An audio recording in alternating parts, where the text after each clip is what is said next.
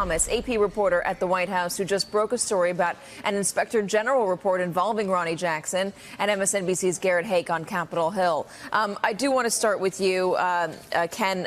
This report from the IG from 2012 saying that there was unprofessional behavior, saying the staff felt like they were working for parents caught in a bitter divorce because of the way Ronnie Jackson was interacting with a rival doctor. And David, President Trump considers the president a That's right, Katie. It basically describes a power struggle in 2012 involving Dr. Jackson and a rival doctor at the time who was President Obama's top physician, that there was a very high level of tensions between the two leaders of this unit.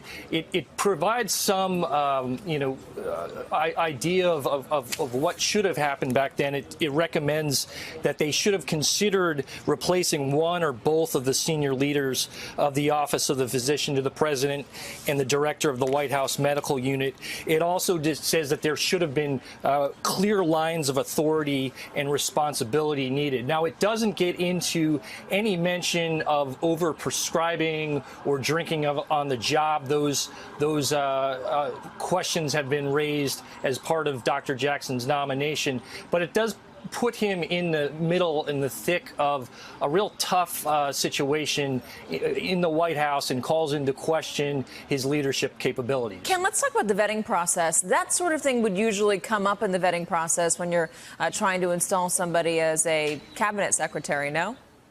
Absolutely. It speaks to the lack of vetting process that we've seen here so far. As you may remember, Dr. Jackson was kind of like a surprise pick for VA secretary. His name hadn't really been floated prior to that, and there wasn't a lot of reviewing from what we can tell of his background. The president has a very good rapport with Dr. Jackson. He's someone who he believes in. He spoke about that earlier today. But in terms of his ability to run the VA, which is a sprawling organization. It's an agency that has had a lot of trouble in the past. That calls into question his ability to do so. The White House also says the president wasn't aware of any of these allegations. Why was the president not aware of this when he's the president's nominee?